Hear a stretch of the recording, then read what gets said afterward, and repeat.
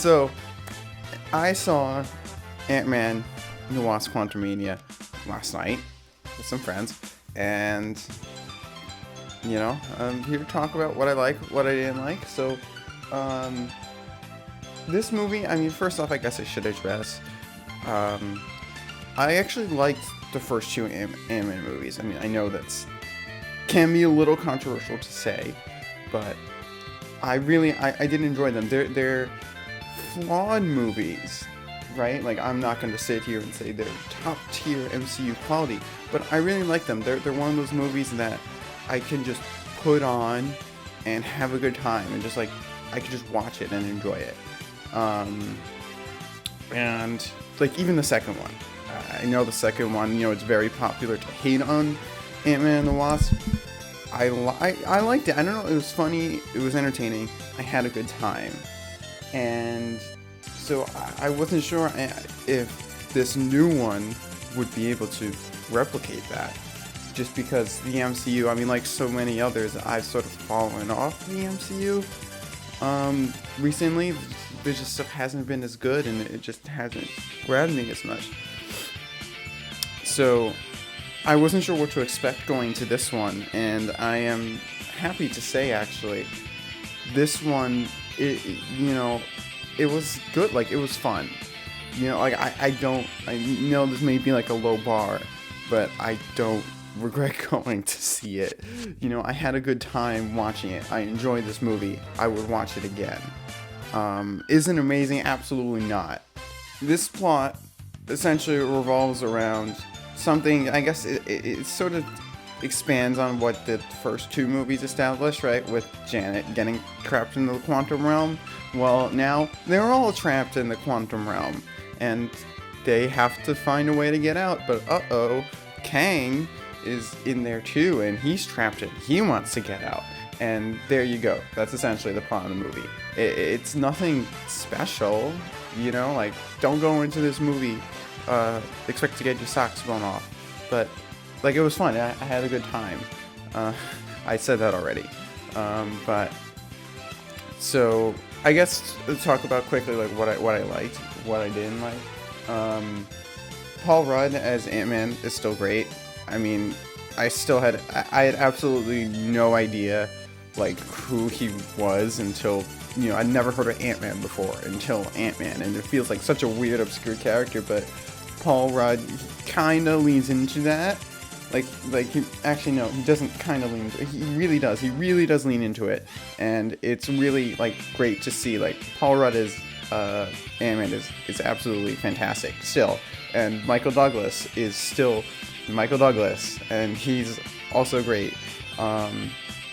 Cassie, I don't know, I guess I could try to find, I'll try to put the name on screen somewhere for who played Cassie, but she did a really good job also, actually, and I really like the character work they did with her. It's been a long time since we saw her, right? Because you have the 5 years in between, Infinity War and Endgame, and where obviously she wasn't snapped, so she grew up those 5 years, and then we had those extra years in between Endgame and now. So it's been quite a while since we saw her, and I really liked, like, what they did with her.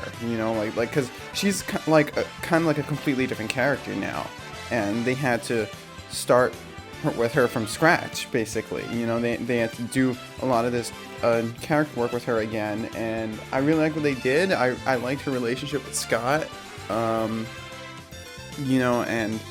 it's sort of built on everything we knew about Scott, right? Where it opens with Cassie getting arrested for being protested, and for protesting, and Scott's all upset about her getting arrested because obviously he spent his time in jail, and it sort of ruined his life, and so he's scared the same thing's going to happen to her, and everything like that, and and Cassie's like worried that he, or Cassie says, like, you haven't done enough, like, what have you done since Endgame, like, why, what are you doing to help people? And so I really like that whole dynamic. And in terms of character relations, like, that's the best part of this film. I mean, Michael Douglas is still great, but he sort of takes a backseat in this movie. I still really liked him, though. I wish we got more Hank Pym, but he still does a good job. I will say the one character in this film I really did not like is Janet, which is really a shame because, I mean, obviously she was, like, barely in the second movie, so, they didn't have the ability to really set her up, but, her character had a lot of potential, and in this one, it's just bad. Like, the character work, I'm just going to say it straight up, the character work is bad. It goes from, in the beginning, the quantum realm is bad, and, like, she doesn't want to say anything about it, her experience there, to her just being a vessel for exposition dump, right? Because she's the one who's been down there before. They just use her as a way to sort of explain everything that's happening, and that's entirely her own character. And then she gets, like, captured by Kang towards the end, and, like, that's really, really lame that you had this cool idea and you just use her as a way to move the story along. It's really sad.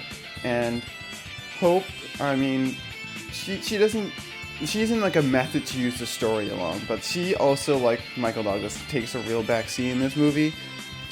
And this movie really is about Scott and Cassie, and I mean that's fine considering the previous movie was about Scott and Hope, so, like, it makes sense. But I mean, she still did a decent job. I still liked her. It's just she didn't have a ton to do in this movie.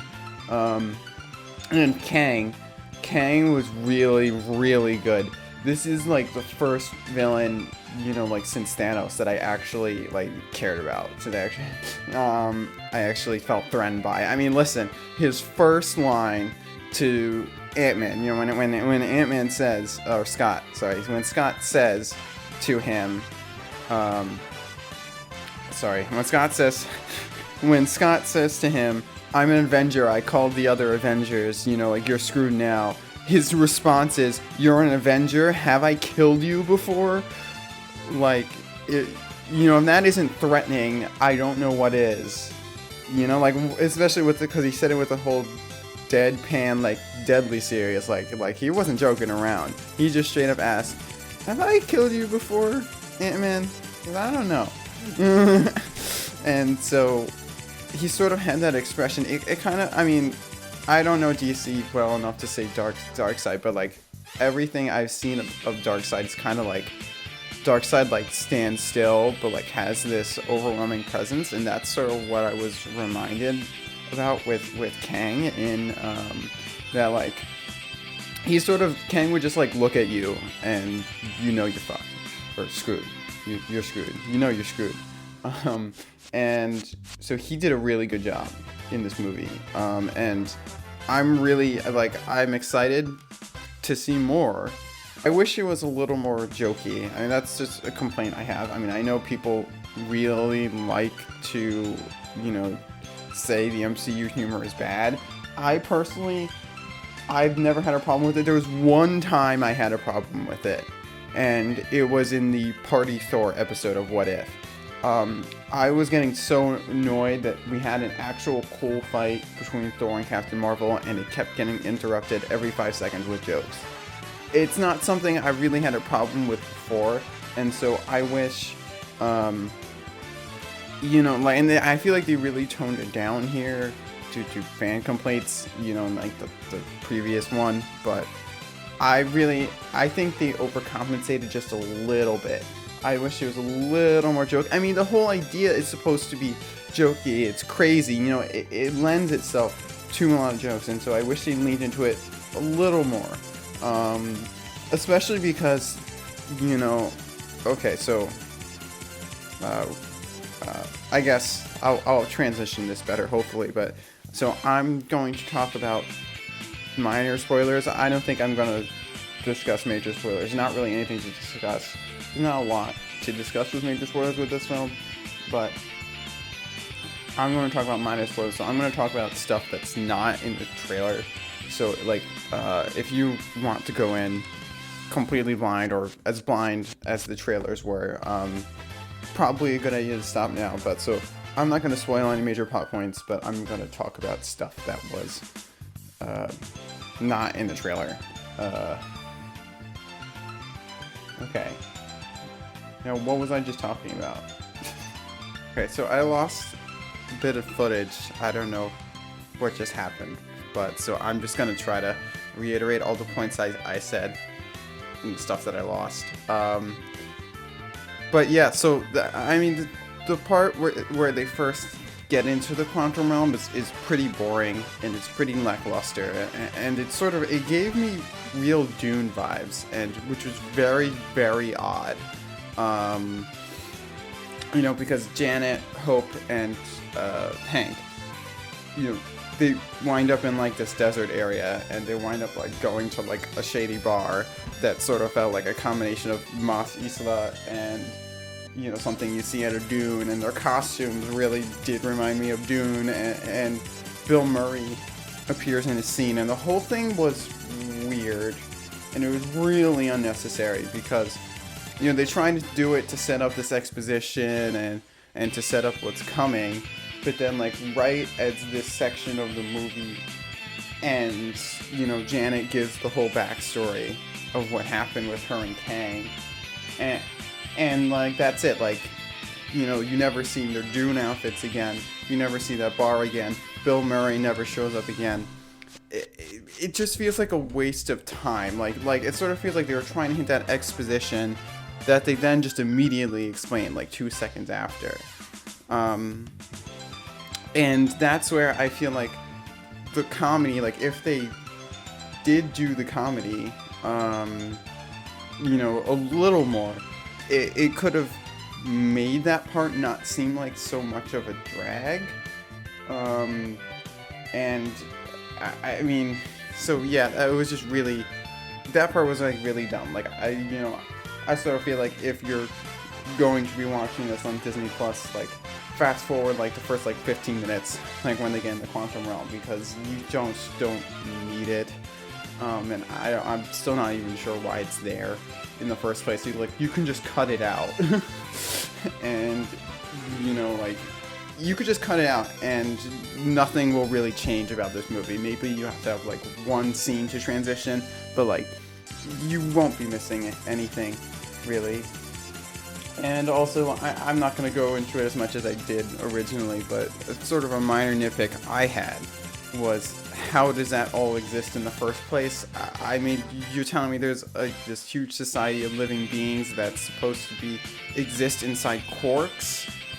Like these multicellular beings? How? Like I sort of bought it more when the creatures they showed off looked like single-celled organisms, but like, how? Like, these things like need cells, or some shrink-down versions of cells, and those cells are made out of atoms, and you're literally inside the things that make up of atoms. How does that work? But I don't know, that was just a minor nitpick. It didn't ruin the movie experience, and that was just something stupid that I thought of personally, like, how? Trying to think of what else I said. The villain from the first Ant-Man, from the first Ant-Man, I don't really remember his name, is back. It's a giant face. I gotta say that I found that to be quite entertaining. I mean, it really reminded me of that guy, I'm not gonna bother looking at the name, I don't really care enough, from Shark Boy and Lava Girl, a thing that's just a giant face. I mean, that movie is so ironically funny. It felt, I guess, like you could tell like this was very like sort of trying to replicate the silliness and the goofiness of it, and I thought it was worked well. It was really dumb. It was really stupid. And, I sort of felt like you can't help but laugh, like, when this guy's giving, like, deadpan lines, and he's just, like, literally just a giant face. It's stupid, but it works. Yeah, I mean, that's really it. I guess I'll talk about the ending a bit. I guess the ending and the post-credit scene, because that actually was the thing that disappointed me the most.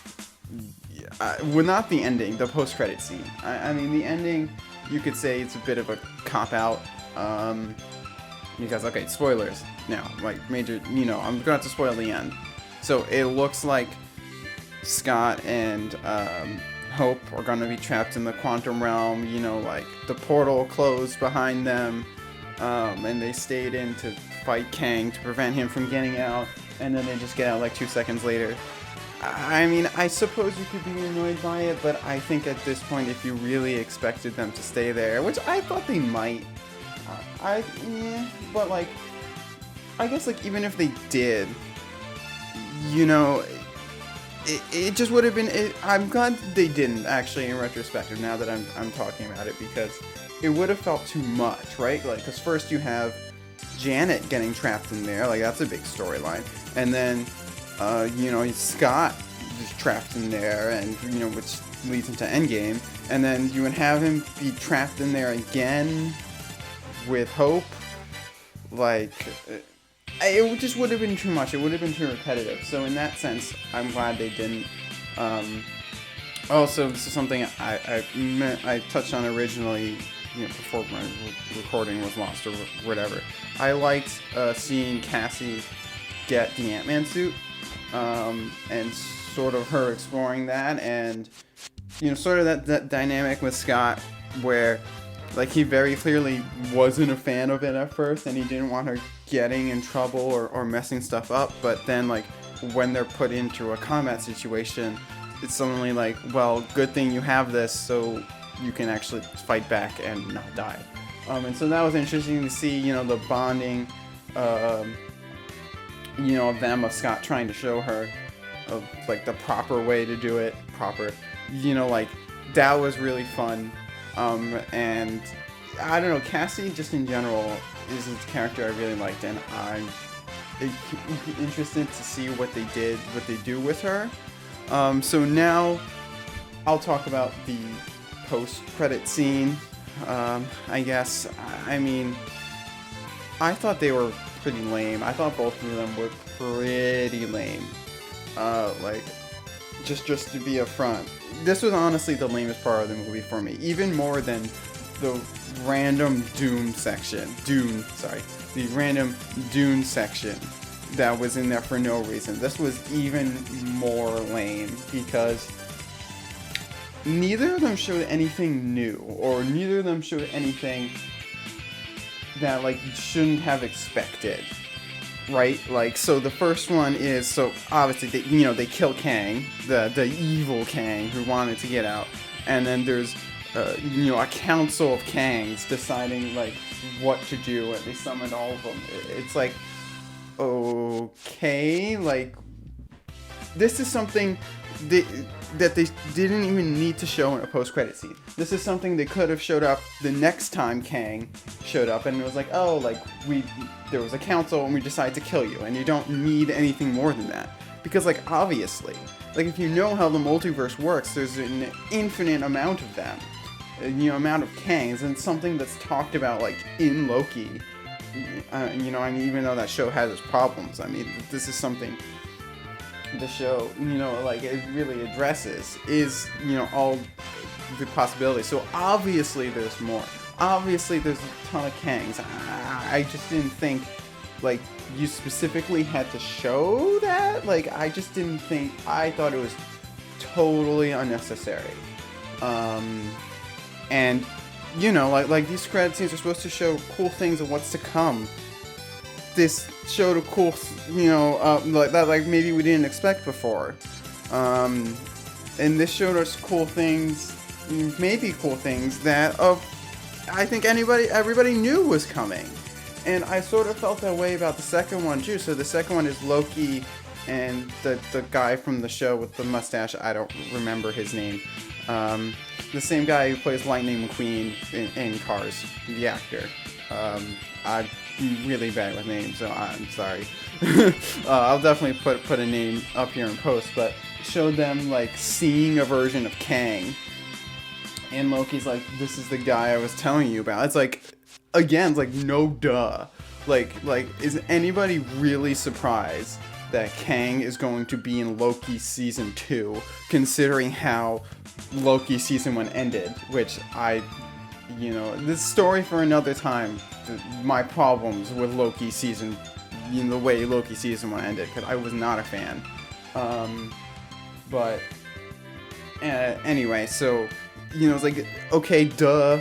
Obviously, he's going to be in there. Kang was the whole thing that revolves around the finale and everything it was setting up for season 2 and for the Marvel universe. And it's like, you really need somebody to tell you that Kang's gonna be in season 2? Like, I don't get it. And I was disappointed by that. But everything else, I mean, was fine. I was fine with the cop-out. I would say I was surprised that they actually did kill Kang, but like, because I figured this was going to be the main Kang that they use as the villain. I fully expected the other Kangs to come in there, considering how they set it up in Loki. And also, actually, this is a discussion for another time, but it sort of got me thinking, is this whole thing like a paradox? Or would this create a paradox? Where one of these Kangs does what the original one in Loki does, where he forms the time correction agency, whatever, to fix everything, to stop all the Kangs from coming, which then leads to Loki and Sylvia getting to him, killing him, which creates all the Kangs, and then creating all the Kangs leads to that one shutting all the timelines down, which leads to Loki, which leads to killing him. Marvel, this isn't something Marvel will probably explore, but it's just something I thought about, especially as a big Doctor Who fan. It feels like it's something that could totally happen in timeline, in the universe, but I mean, maybe I'll come back here and say I completely nailed it, but right now that's something I'm really not expecting them to do or to handle, but that's something that's interesting. And so Kang dying, obviously they're just going to bring another version back. I do think this death was permanent, like that version of Kang is permanently dead, but obviously there's an infinite amount of Kangs, so they'll just bring in another one. But yeah, I think that's really everything I have to say.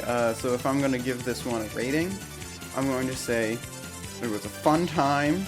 It's worth seeing. I love going to see movies in theaters. And so, if that's something you enjoy, go see it in theaters. If not, feel free to wait for it on Disney Plus, like whatever works for you. But, this was a fun, enjoyable time. It's like a popcorn movie, almost, where it's like, you can sit down, like with the other two. With this movie, you can sit down for 2 hours, have a good time, enjoy yourself, and not regret doing it. So, alright, that's everything I have for now. So, if you want to see more reviews like this, you want to see more videos like this, be sure to like, sub, comment, all that jazz. Can't believe I'm saying all that now, but this is something I enjoyed doing, like the Avatar one. I know that one was not very timely, but I hope to get this out soon. And I don't know, I love talking about movies, and I have a video essay idea planned out. I have the script written, I just have to record all the lines, put all the clips together, everything like that. So if that's something you want to see too, feel free to stay tuned. So with that, thank you all for watching. First off, I know this is such a different thing for my channel to do, but it's something I hope to do just for fun, as a hobby. So thank you all for watching. Here's to more videos and to more good movies coming out soon. Alright, thanks, peace.